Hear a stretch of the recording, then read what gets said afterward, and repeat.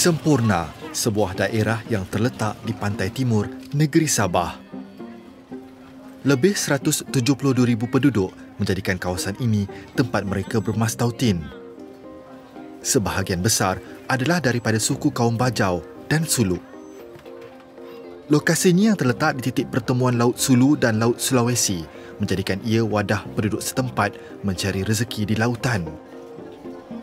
Kekayaan sumber laut seperti yang difirmankan Allah menerusi surah An-Nahl ayat ke-14 yang bermaksud, dan dialah Allah yang mendudukkan lautan untukmu agar kamu dapat memakan daripadanya daging yang segar dan kamu mengeluarkan dari lautan perhiasan yang kamu pakai. Kamu melihat bahtera berlayar padanya dan supaya kamu mencari keuntungan dari kurnianya supaya kamu bersyukur.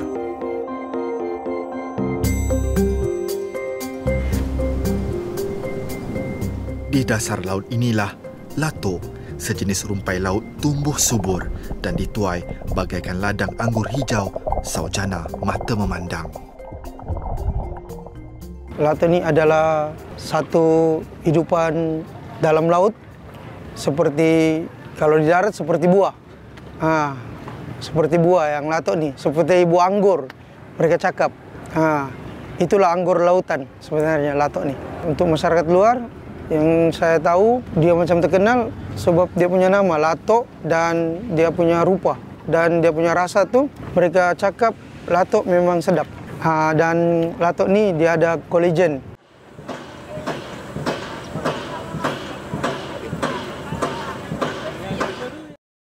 Selain di Pasar Pekan Semporna, komuniti Bajau Laut turut menjual hasil kutipan mereka di pesisir jalan pantai Kampung Selamat, Kampung Mentelip, kira-kira 3 km dari Pekan.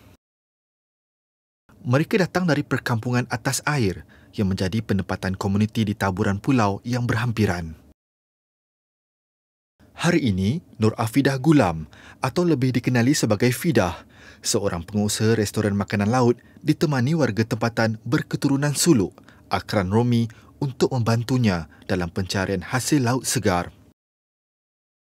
Akran fasih berbahasa Bajau dan lazimnya bertindak sebagai jurubahasa bagi membantu Fidah berurusan dengan peniaga di sini. Kekayaan hidupan marin di negeri Sabah memberi ruang masyarakat Bajau Laut yang kebanyakannya tersisih daripada arus pemodenan untuk mencari sesuap nasi dan menampung keluarga. Ini dari latok mana? Semporna. Oh, Semporna. Okey, ini terus makan lah kan? Ya. Kan, yang ini boleh packing. Boleh packing. Boleh bawa pergi outstation. Atas sebab itu, Fidah lebih gemar berurusan dengan mereka bagi mendapatkan bekalan untuk restoran berasaskan makanan laut miliknya. Sebagai anak jati Semporna, latok baginya wajib dijadikan hidangan untuk dijual kepada pengunjung. Latok rumpai laut yang memerlukan penjagaan rapi dari proses pengambilan sehingga fasa siap dihidang. Tidak hairanlah Fidah gemar ke sini berurusan dengan mereka yang sememangnya lebih arif tentang perihal makanan laut ini. Bila kita beli di pasar, dia tak berapa fresh kan, sebab sometimes dia dari semalam punya kan. Tapi bila kita pergi direct dengan diorang, so memang dia pagi tu memang dari laut diorang terus bawa pergi tepi tu. Dan rata-rata harga di sana lebih murah. Okey, dan senang dirunding. Macam peniaga-peniaga kami memang akan cari yang begitulah. Kita kena cari supplier yang kekal lah. Dan tak, sumber pun tidak putus. Dia setiap hari mesti ada. Latok atau nama saintifiknya Caulerpa lentilifera merupakan sejenis rumpai laut dari spesies Caulerpa yang dikenali dengan bentuk gugusan serta tekstur yang lembut. Jolokan sebagai anggur laut datangnya daripada masyarakat Kepulauan Okinawa, Jepun yang memanggilnya Umibudo, terjemahan langsung kepada istilah itu. Selain itu, rupa latok yang seakan-akan sama seperti telur ikan menjadikannya turut dipanggil sebagai kaviar hijau. Di Malaysia, latok adalah sajian tradisi bagi masyarakat kaum suluk dan bajau laut di negeri Sabah. Misi Fidah ialah untuk memperkenalkan latok kepada pengunjung restorannya sama ada dari dalam atau luar negara. Sambil itu, dia dapat membantu komuniti bajau laut di Semporna dengan pengambilan bekalan sumber laut secara berterusan daripada mereka.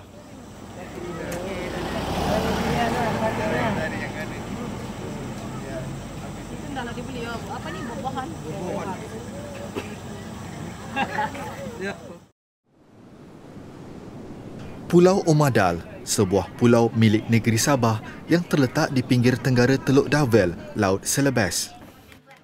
Di kampung air ini, keluarga Karan Datih tinggal sejak berdekad lamanya. Hari ini, seperti kelaziman, Karan bersiap untuk turun ke laut bagi mencari latok. Keluarganya antara ribuan keluarga bajau laut yang ditakrif sebagai stateless atau tidak mempunyai kewarganegaraan dari mana-mana negara. Kaum ini juga dikenali dengan nama suku Palau dan majoriti besar menetap di pondok bertiang yang dibina di atas air. Malah, ada yang menjadikan bot sebagai tempat untuk bermastautin. Tidak kurang juga memilih kehidupan secara nomad, berpindah randah dan mencari penempatan baru di kawasan perairan Malaysia, Filipina dan Indonesia.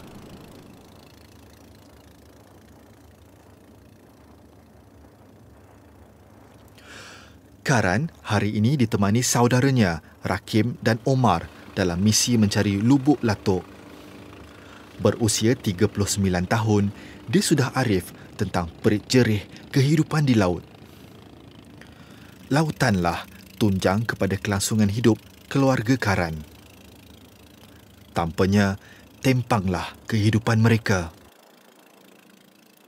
Pengusaha aku di laut tu hari lagi aku.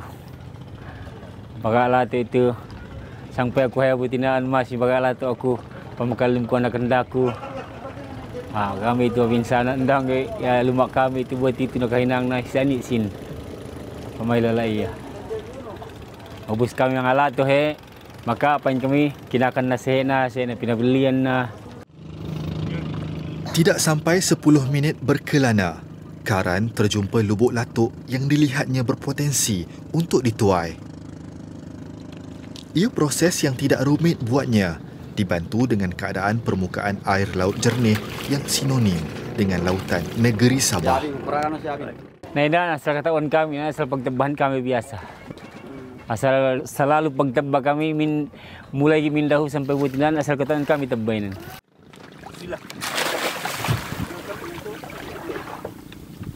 Terjun dan menyelam tanpa sebarang bantuan alat pernafasan merupakan antara kebolehan masyarakat bajau laut. Malah, ada yang mampu menyelam sehingga kedalaman lebih 60 meter dan bertahan di bawah permukaan menjangkau tempoh 5 minit. Pada tahun 2018, kajian dari Universiti Cambridge turut mendapati kebolehan ini bukan hanya dari latihan berterusan, tetapi juga disebabkan mutasi genetik dalam tubuh badan orang bajau laut. Dapatan yang diterima daripada kajian itu menunjukkan mereka mempunyai saiz limpa yang 50% lebih besar daripada manusia normal. Tidak hairanlah komuniti ini jagoan di samudera.